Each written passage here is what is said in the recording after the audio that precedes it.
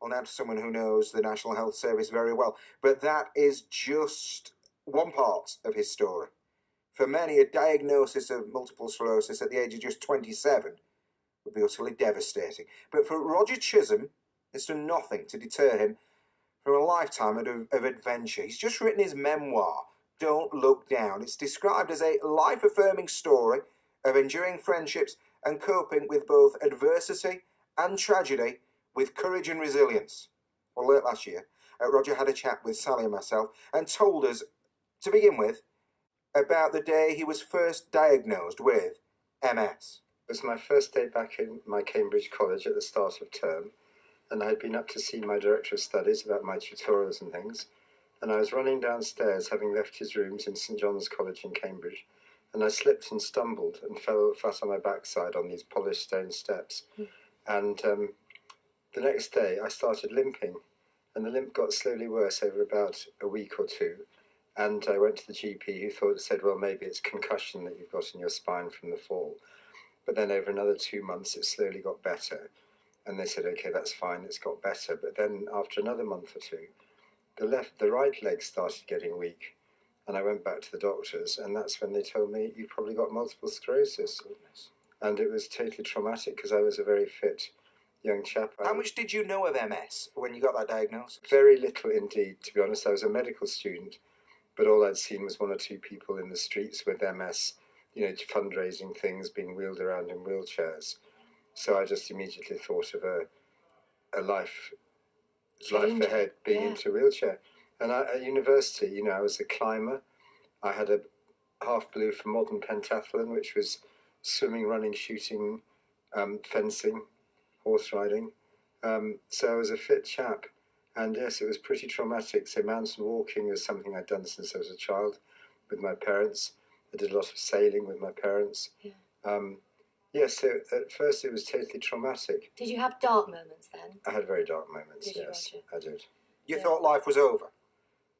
I couldn't imagine what life was going to be like if I was going to be stuck in a wheelchair and not doing my sporting activities that I was so keen about.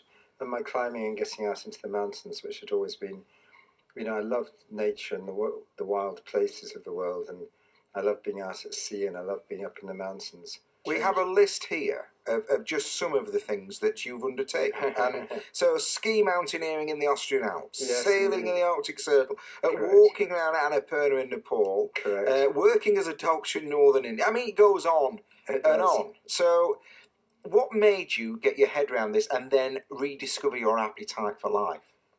I think I would be the first person to say that at one level I have been very lucky because I had the form of multiple sclerosis called the relapsing remitting.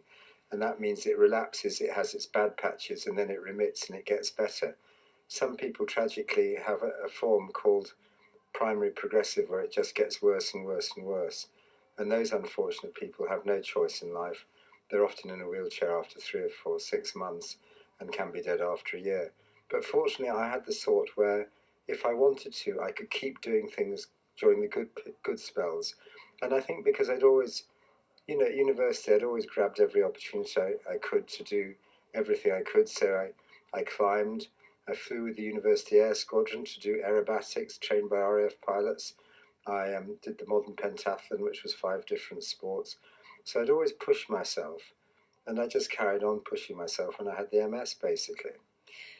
When did you decide you wanted to commit it to paper and write a book? Very recently, and that's the extraordinary thing that so I was completely floored after 40 years with multiple sclerosis. I was falling more and more and cracking my head on window frames and things, and eventually it seemed like something different from the multiple sclerosis just getting worse. I saw a lovely neurologist friend of mine at work who said, you need a scan. I had it that afternoon. And the next morning, one of my neuroradiology colleagues, these are the people that report the brain scans, came into my office where I was reporting chest scans, because that was my specialty, with tears trickling down his cheeks. And I said, is there something there that's causing the weakness in my leg? Because at this point I was still cycling to work. I'd cycled to work for 30 years and I just found I couldn't get on my bike. And he nodded and he showed me that I basically had a malignant brain tumour. And that was at the end of March of this year. So it all happened within hours or days of not So I didn't suspect, no one suspected I had a brain tumour. You must have just felt it's just so unfair, Roger. I'm afraid it's exactly what I felt. It's exactly what I felt. But just to answer your question, I lay there in bed. This is the morning after my brain surgery when they'd taken out what tumour they could. And I thought, whatever happens to me, I've had an extraordinary, extraordinary life. The things I've been able to do, the wonderful friends I've had, the loving family I've had, the times at sea, the times in the mountains. I'm so fortunate. And I thought, I wonder if I could write something about this. And I contacted a friend of mine who I thought might have some literary contacts. It turned out that he knew Sandy McCall-Smith quite well, who's the most published British author at the moment, the author of The Ladies' #1 Detective Agency. Yes, I know that. And yes. within 24 or 48 hours, I had the name of a ghostwriter. And this man, David Robinson, an Edinburgh journalist originally, we worked together very closely. And within 6 months, I'd written an autobiography. But it was literally, the idea only came to me recovering 24 hours after my brain surgery. And 6 months later, it was in print and published. Wow, that's so fun. What's it meant to you to see it, Roger? A gigantic amount. It's been actually, I say to the ghostwriter, it's actually my life-saving project, because when I felt so absolutely desperately black, it gave me a project to work on every day. So I'd spend hours and hours and hours and hours on my laptop making corrections, changes, and so on and so forth. And it was a total project for 6 months that gave me real focus. I couldn't do anything else. I was lying in a hospital bed.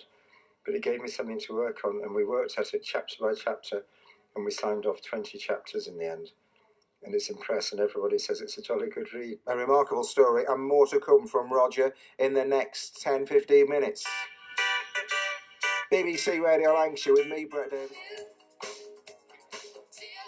So a few moments ago, we heard the first part of Sally and I chatting to radiologist Roger Chisholm.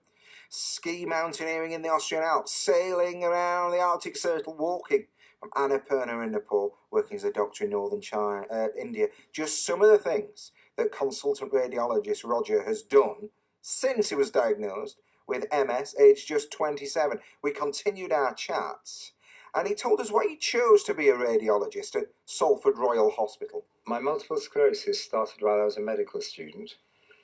So I was a clinical student on the wards, and I suddenly found I was having to hobble around with crutches and things, and patients would look at me and say, what's wrong with you? Or I can still remember some patients saying to me, God, I think you're doing really well, Roger, as I hobbled along, going from one patient to another, learning the skills of being a doctor.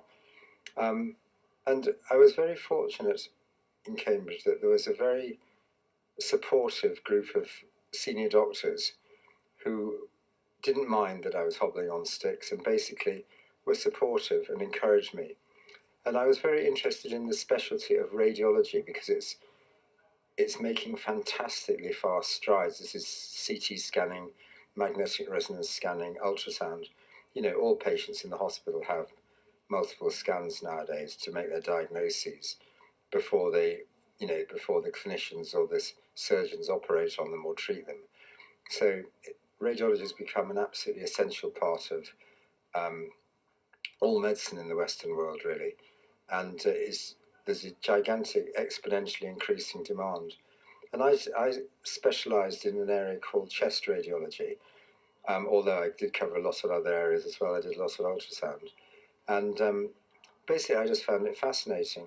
And there will have been many people from across Lancashire who you will have seen as patients. Well, I guess I've worked there for about 40 years, and quick rule of thumb, I'd say I've probably done 1,000 ultrasounds a year for 40 years and 1,000 CT scans a year for 40 years. So you may be talking about getting around for 100,000 patients I've probably scanned. Gosh. And I don't wish to blow my own trumpet at all, but one of the nice radiographers at work said that I've always been an inspiration to her over 30 years, because she said, I was always so kind to the patients, and I never let a patient get off the scanner without having a word with them to try and reassure them or whatever. I mean, obviously scanning patients, it's not like being a GP one-to-one holding their hand in the same way.